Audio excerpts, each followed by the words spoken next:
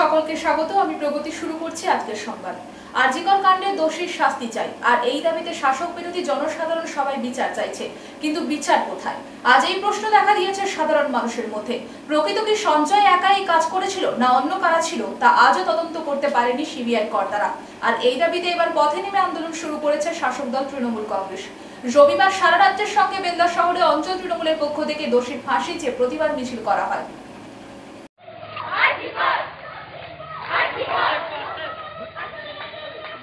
সাইডে এসো ভাই, যে কোনো একটা সাইড ধরে চলো তুমি।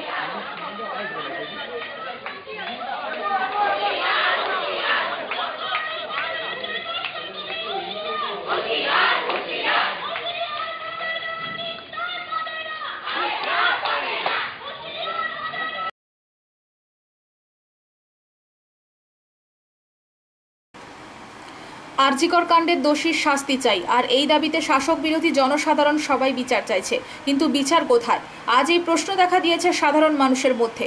প্রকৃত কি সঞ্জয় একাই কাজ করেছিল, না অন্য কারা ছিল, তা আজও তদন্ত করতে পারেনি সিবিআই কর্তারা। আর এই দাবিতে এবার পথে নেমে আন্দোলন শুরু করেছে শাসক দল তৃণমূল কংগ্রেস। রবিবার সারা রাজ্যের সঙ্গে বেলদা শহরেও অঞ্চল তৃণমূলের পক্ষ থেকে দোষীর ফাঁসি চেয়ে প্রতিবাদ মিছিল করা হয়। তবে শুধু বেলদা নয়, সারা রাজ্যের প্রতিটি এলাকায় বিচার চেয়ে সাধারণ মানুষও আন্দোলনে নেমেছে। তবে রাজ্য সরকার এই ঘটনার প্রকৃত ঘটনা তদন্ত করে দোষীর ফাঁসির দাবি আগেই করেছিলেন। সেই মর্মে প্রধানমন্ত্রীকেও আইন মেনে ব্যবস্থা গ্রহণের কথা বলেছিলেন, কিন্তু তাতে কোনো লাভ হয়নি। আরজিকর কাণ্ডের ঘটনার রেশ এখনও কাটছে না। তবে জুনিয়র ডাক্তারদের কর্মবিরতির ফলে সাধারণ রোগীরা সমস্যায় পড়ছেন। কেন্দ্র রাজ্যে নানা আলোচনার মাধ্যমে জট কাটছে না। তবে সিবিআই নতুন কিছু তথ্য উদ্ধার করতে না পারায় প্রকৃত তথ্য উদ্ধার হবে কিনা সেই প্রশ্ন দেখা দিয়েছে। তবে এই দিন বেলদা 2 অঞ্চল তৃণমূলের মিছিল থেকে দোষীর ফাঁসির দাবি তোলা হয়। নেতৃত্ব দেন উপপ্রধান রবীন্দ্র অধিকারী, অঞ্চল সভাপতি বঙ্কিম বিহারী দাস মহাপাত্র, গ্রাম প্রধান জ্যোতিকা পাল, মহিলা নেত্রী সুপর্ণা জৈন প্রমুখ।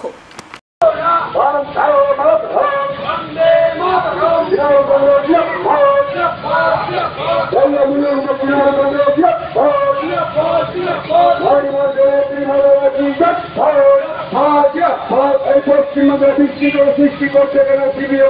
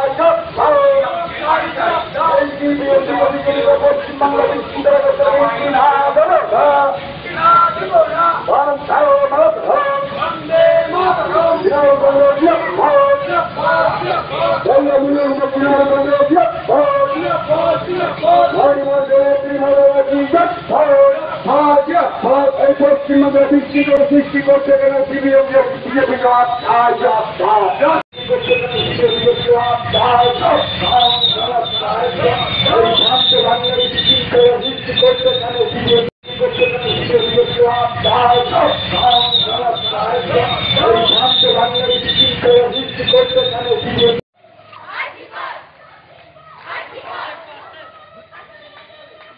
সাইডে এসো ভাই, যে কোনো একটা সাইড ধরে চলো তুমি।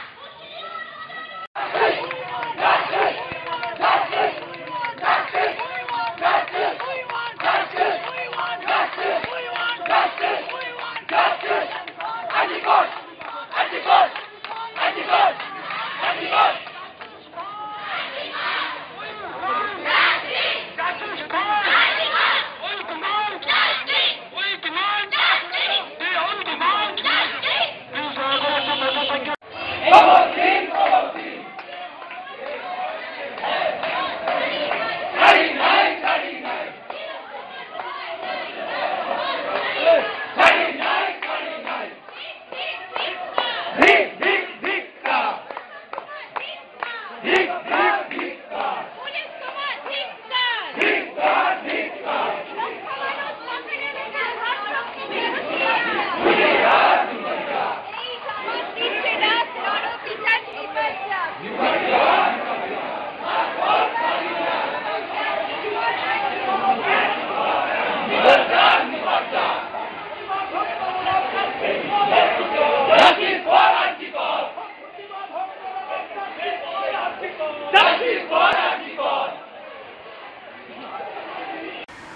আরজিকর মেডিকেল কলেজের নৃশংস হত্যাকাণ্ডের প্রতিবাদে দোষীদের দৃষ্টান্তমূলক শাস্তির দাবিতে সারা দেশ জুড়ে চলমান আন্দোলনকে সংহতি জানিয়ে এবং নারী ও শিশুর সুরক্ষার দাবিতেই রবিবার বেলদা গঙ্গাধর একাডেমিতে একটি নাগরিক কনভেনশন অনুষ্ঠিত হলো। এই নাগরিক কনভেনশনে সভাপতিত্ব করেন প্রধান শিক্ষক বিশ্বজিৎ পাহাড়ি। উপস্থিত ছিলেন অবসরপ্রাপ্ত শিক্ষক অনন্ত জানা, আরজিকর কলেজের প্রাক্তনী ডাক্তার অংশুমান মিশ্র, প্রধান শিক্ষক দীপঙ্কর তেওয়ারি, প্রদীপ মাঝি, শিক্ষিতা সুজাতা জানা সহ অন্যান্য ব্যক্তিত্ব। আরজিকর মেডিকেল কলেজের নৃশংস হত্যাকাণ্ডের প্রতিবাদ সহ সারা দেশ জুড়ে ঘটে চলা নারী নিগ্রহ, নির্যাতন, খুন, ধর্ষণের তীব্র প্রতিবাদ জানানোর পাশাপাশি দোষীদের দৃষ্টান্তমূলক শাস্তির দাবি তোলা হয়। রাজ্যে ঘটে চলা এই ধরনের অপরাধ প্রবণতা বাড়ার পিছনে শাসক দলগুলির প্রত্যক্ষ ভূমিকা রয়েছে। অধিকাংশ ক্ষেত্রেই অপরাধীদের বাঁচানোর জন্য সরকারি দলগুলি উকিল দাঁড় করায়, মদ ও মাদকদ্রব্যের ব্যাপক প্রসার ঘটিয়ে অপরাধীদের তৈরি করে। যদি সত্যি এই ধরনের অপরাধ কমাতে হয় তাহলে সরকারি উদ্যোগে মদ মাদকদ্রব্যের প্রসার বন্ধ করতে হবে, পর্নোগ্রাফির প্রসার বন্ধ করতে হবে। অতীত দিনের মনীষীদের দেখানো পথে সমাজ ব্যবস্থায় মহিলাদের স্কুলে, কলেজে, কর্মক্ষেত্রে সর্বত্র মর্যাদার আসন দিতে হবে। এই কনভেনশনে নারী ও শিশু সুরক্ষার দাবিতে বিশ্বজিৎ পাহাড়িকে সভাপতি ও কণিকা চক্রবর্তীকে সম্পাদিকা, সুশান্ত পানিগ্রাহীকে কোষাধ্যক্ষ, সুজন মাইতিকে অফিস সম্পাদক করে 35 জনের একটি নাগরিক কমিটি গড়ে তোলা হয়। এক শ্রেণীর হিংস্র শাবক তার তীক্ষ্ণ নখরে ছিঁড়ে ছিঁড়ে খাচ্ছে।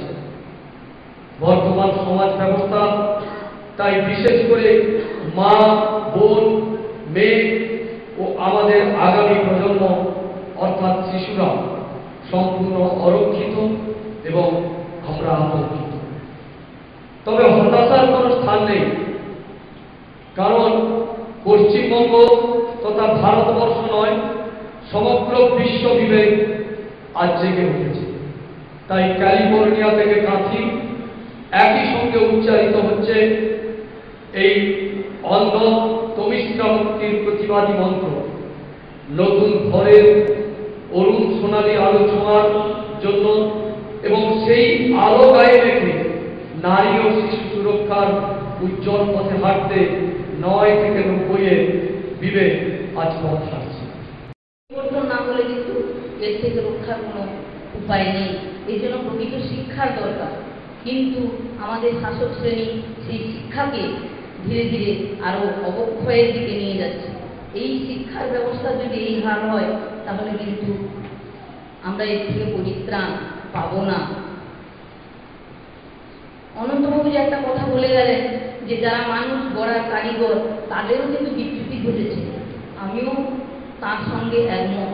আমিও তো একটা পেশায় যুক্ত আছি, সেখানেও আমি দেখেছি যে শিক্ষকরাও কিন্তু তাদের যে মানদণ্ড সেটা ঠিকমতো মেনে চলছেন না। সেই জন্য তারা ছাত্রদেরকেও আমরা হয়তো সেভাবে গড়ে তুলতে পারছি না। কলকাতার আরজিকরের ঘটনার প্রতিবাদ জানিয়ে এবার রাস্তায় প্রতিবাদ মিছিলে নামল জেলার আইসিডিএস কর্মীরা। রবিবার ঝাড়গ্রাম শহরের পাঁচমাথার মোড় থেকে ছিমছাম মোড় পর্যন্ত একটি মিছিল করে ঝাড়গ্রাম জেলার আইসিডিএস কর্মীরা। আইসিডিএস কর্মী সমিতির ঝাড়গ্রাম জেলা সম্পাদিকা নিবেদিতা দাস বলেন, আরজিকর কাণ্ডের জন্য পুলিশ মন্ত্রী ও স্বাস্থ্যমন্ত্রীর পদত্যাগের দাবি জানাই। নারীদের নিরাপত্তা দিতে হবে। তিনি আরও বলেন, মুখ্যমন্ত্রীর পদত্যাগের দাবিতে ব্লকে ব্লকে আইসিডিএস কর্মীরা মিছিল করছে।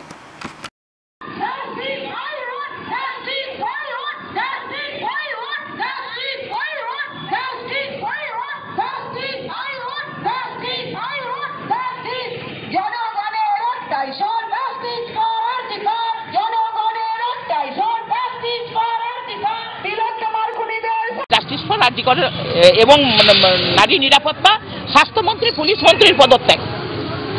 কারণ এখানে স্বাস্থ্যমন্ত্রী, পুলিশ মন্ত্রী ব্যর্থ হয়েছেন, কোনো কাজই করতে পারেনি। দ্বিতীয়ত 14 তারিখের রাত্রে যে ঘটনা ঘটেছে এটা খুবই অমানবিক এবং পরিকল্পিত। এটা আমরাও বলছি এখান থেকেও যে এটা পরিকল্পনা করেই করেছে। তা না হলে সমস্ত প্রমাণ লোপাট করার জন্য ওইভাবে আরজিকরের উপরে অত্যাচার এবং সমস্ত পুলিশ সরে যায়। আর যেখানে একটা সামান্য মিছিল হলে শয়ে শয়ে পুলিশ পৌঁছে যায়, আর যেখানে আরজিকর নিরাপত্তায় রাখার কথা সেখানে পুলিশ সরে গেল, অত্যাচারীরা এসে অত্যাচার করে চলে গেল, তাহলে এটা পুলিশ মন্ত্রীর পরিকল্পিত। পূর্ব মেদিনীপুর জেলার নন্দীগ্রাম বিধানসভা কেন্দ্রে রাজ্যের বিরোধী দল নেতা শুভেন্দু অধিকারীর বিধানসভায় সমবায় নির্বাচনে জয় বিজেপি। পূর্ব মেদিনীপুর জেলার নন্দীগ্রাম বিধানসভা কেন্দ্রে রাজ্যের বিরোধী দলনেতা শুভেন্দু অধিকারীর বিধানসভায় সমবায় নির্বাচনে জয় বিজেপির। শাসক দল তৃণমূলের দীর্ঘ টালবাহানার পর কোর্টের নির্দেশে রবিবার নন্দীগ্রামে তাজপুর সমবায় কৃষি উন্নয়ন সমিতি লিমিটেডের নির্বাচন হয়। কড়া পুলিশি পাহারায় 18টি আসনে নির্বাচন হয়। মোট ভোটার 956 জন। 18টি আসনের মধ্যে 15টি আসন পায় বিজেপি সমর্থিত প্রার্থীরা, 3টি আসন পায় শাসক দল তৃণমূল সমর্থিত প্রার্থীরা। এদিন ফলাফল প্রকাশের পর বিজেপি নেতৃত্বদের মধ্যে উৎসাহ ছিল চোখে পড়ার মতো। গেরুয়া আবির উড়িয়ে আনন্দে মাতলেন তারা। তমলুক সাংগঠনিক জেলার বিজেপির সাধারণ সম্পাদক মেঘনাথ পাল জানান, লোকসভায় পরাজয়ের পর ক্ষমতার জোরে শাসক দল তৃণমূল সমবায় নির্বাচন করতে দেয়নি। আমরা আদালতের অনুমতি নিয়ে নির্বাচন প্রক্রিয়া শুরু করি। মানুষ আমাদের সমর্থন করেছে। এই জয় শুভেন্দু অধিকারীর উন্নয়নের জয়। শাসক দল তৃণমূল জানাচ্ছে, ভোটারদের এবং এলাকার মানুষদের ভয় ও সন্ত্রাসের মধ্যে রেখেছে। সম্প্রতি পরপর তৃণমূল নেতাদের মারধর তার একমাত্র উদাহরণ।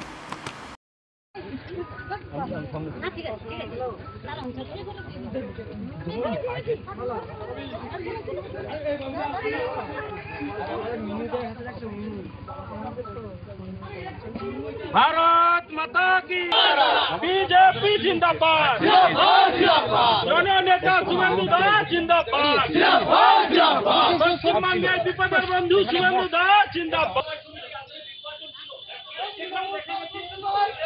আবির মাখানো হয়ে গেছে গো ভিতরে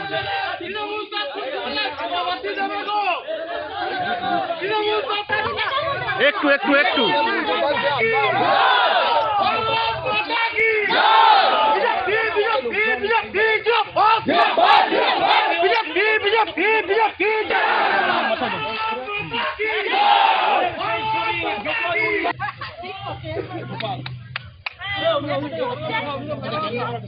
ধরো এবার ধরো তোমরা ধরো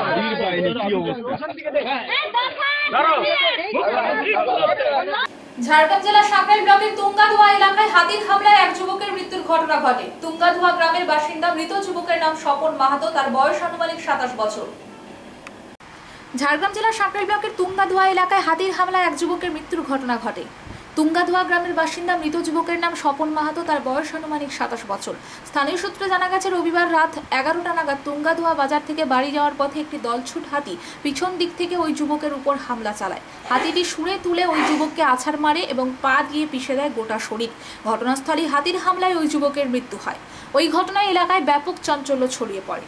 সেই সঙ্গে হাতির হামলায় ওই যুবকের মৃত্যুর ঘটনায় মৃত যুবকের পরিবারে ও এলাকায় শোকের ছায়া নেমে আসে। বন দপ্তর সূত্রে জানা গেছে, পাশেই জটিয়ার জঙ্গলে রয়েছে 26টি হাতির একটি দল। খাওয়ারের সন্ধানে একটি হাতি দলছুট হয়ে গ্রামে ঢুকে তাণ্ডব চালায়। খবর পেয়ে শনিবার রাতেই সাঁকরাইল থানার পুলিশ মৃতদেহটি উদ্ধার করে নিয়ে যায়।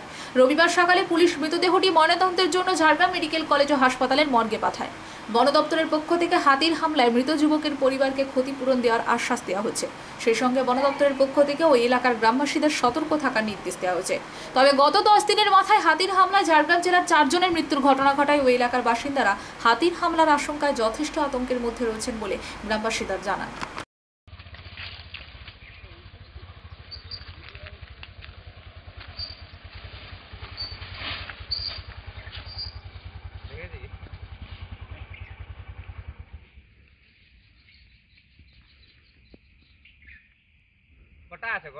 অনেকগুলাই আছে।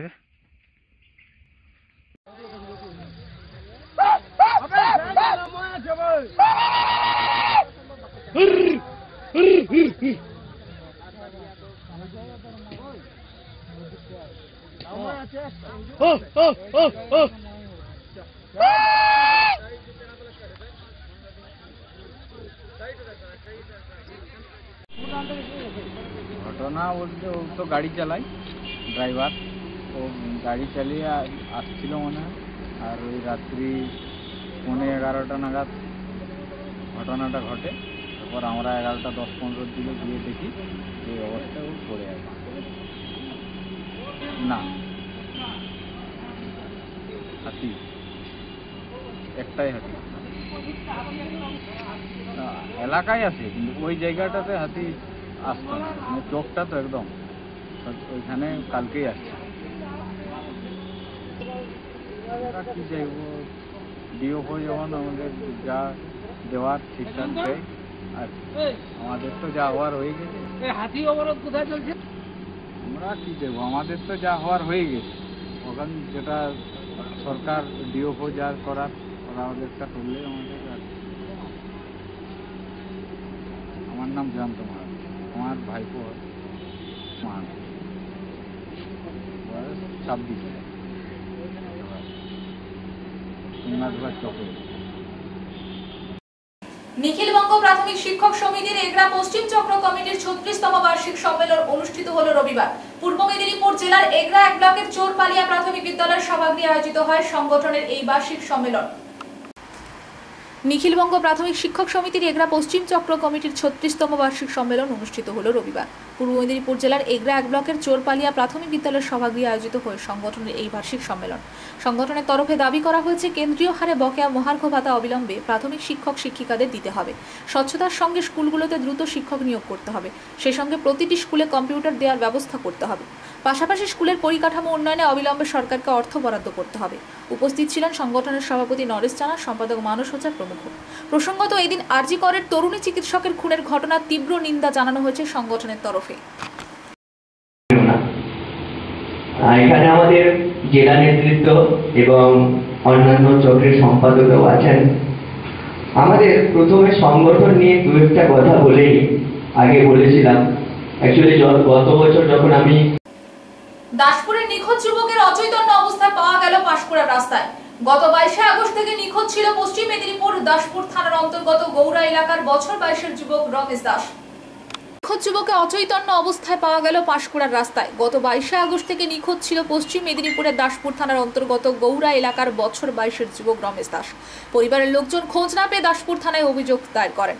তবে বিভিন্ন জায়গায় খোঁজ করেও খোঁজ মেলেনি রমেশের। তবে শনিবার রাতে পূর্ব মেদিনীপুরের পাঁশকুড়া থানার অন্তর্গত জিয়াতার কাছে 16 নম্বর জাতীয় সড়কের পাশে অচৈতন্য অবস্থায় দেখতে পাওয়া যায় ওই যুবককে। এরপর ওই সময় কর্তব্যরত সিভিক ভলান্টিয়ার স্বপন দাস, দেবাশিস চক্রবর্তী দেখতে পান ওই অচৈতন্য অবস্থায় যুবককে পড়ে থাকতে। এরপর ওই দুই সিভিক ভলান্টিয়ার পাঁশকুড়া থানায় খবর দেন। পুলিশ ছবি তুলে দাসপুর থানায় পাঠায়। দাসপুর থানার ছবি দেখার পর নিখোঁজ ব্যক্তির পরিবারের খবর দেওয়া হয়। এরপর ওই অচৈতন্য যুবককে পাঁশকুড়া সুপার স্পেশালিটি হসপিটালে পাঠানো হয় চিকিৎসার জন্য। এই মুহূর্তে চিকিৎসা চলছে ওই যুবকের। যতক্ষণ না ওই যুবক সুস্থ হচ্ছে ততক্ষণ জানা যাচ্ছে না যুবক কোথায় ছিল, কিভাবে ছিল। সে বিষয়ে তদন্ত শুরু করেছে পুলিশ। বেলদা থেকে কলকাতা ধর্মতলা হয়ে আসানসোল, আবার আসানসোল থেকে ধর্মতলা হয়ে বেলদার সরকারি বাস পরিষেবা চালু হলো শনিবার থেকে। জানা গেছে প্রতিদিন ভোর 6টায় বেলদা থেকে ছেড়ে ধর্মতলা পৌঁছাবে সকাল 9টা 30 মিনিটে। আবার ধর্মতলায় বিকেল 4টায় ছেড়ে বেলদা পৌঁছাবে 7টা 30 মিনিটে। ভাড়া লাগবে 125 টাকা। প্রতিনিয়ত ট্রেন দেরিতে চলায় এই বাসে কতজন যাত্রী হয় তা দেখা। কারণ হিসেবে জানা গেছে সেখানে 35 টাকায় হাওড়া ট্রেনে যাওয়া যাবে, সেখানে 125 টাকা দিয়ে বাসে যাত্রী হয় কিনা তা দেখা। বাবার ইচ্ছা অনুসারে চিকিৎসা বিজ্ঞানে গবেষণার জন্য বাবার মরদেহ মেদিনীপুর মেডিকেল কলেজে দান করলো ছেলেরা। 4 ভাই 1 বোনের এই কাজে সাহায্যের হাত বাড়িয়ে দিল পশ্চিমবঙ্গ বিজ্ঞান মঞ্চের সদস্যরা। বাবার ইচ্ছা অনুসারে চিকিৎসা বিজ্ঞানে গবেষণার জন্য বাবার মরদেহ মেদিনীপুর মেডিকেল কলেজে দান করলো ছেলেরা। 4 ভাই 1 বোন এ কাজে সাহায্যের হাত বাড়িয়ে দিল পশ্চিমবঙ্গ বিজ্ঞান মঞ্চের সদস্যরা। প্রসঙ্গত পশ্চিম মেদিনীপুরের খড়গপুরের বাসিন্দা অমূল্য রতন জানা নামে এক ব্যক্তি গত 17 আগস্ট 10টা 25 মিনিটে খড়গপুরের রেল হাসপাতালে প্রয়াত হন। মৃত্যুকালে তার বয়স হয়েছিল 90 বছর। এরপর 18 আগস্ট প্রয়াত অমূল্য রতন বাবুর ইচ্ছা অনুসারে তার 4 ছেলে ও 1 মেয়ে মিলে তার মরদেহ চিকিৎসা বিজ্ঞানে গবেষণার জন্য পশ্চিম মেদিনীপুরের মেদিনীপুর মেডিকেল কলেজে দান করেন। আর এই কাজে তাদের সম্পূর্ণ সাহায্যের হাত বাড়িয়ে দেন স্থানীয় পশ্চিমবঙ্গ বিজ্ঞান মঞ্চের সদস্যরা বলে জানান তার এক ছেলে সংবাদকর্মী নরেশ জানা। তিনি আরও জানান গত 19 বছর আগে তার মাকে হারিয়েছিলেন। এবার বাবাকে হারিয়ে শোক যন্ত্রণার মাঝে ব্যথিত হৃদয় বাবার ইচ্ছা অনুসারে তার মরদেহ চিকিৎসা বিজ্ঞানের গবেষণার জন্য তুলে দিলেন মেদিনীপুর মেডিকেল কলেজ হসপিটালে। আমরা চাই সমাজের প্রতিটা ক্ষেত্রে প্রত্যেকটি মানুষ এভাবে চিকিৎসা বিজ্ঞানের জন্য তাদের মরদেহ দান করুক, যাতে সেটি সমাজের কাজে লাগে এবং চিকিৎসা বিজ্ঞানেরও উন্নতি হয়। সংবাদ এই পর্যন্ত। নমস্কার।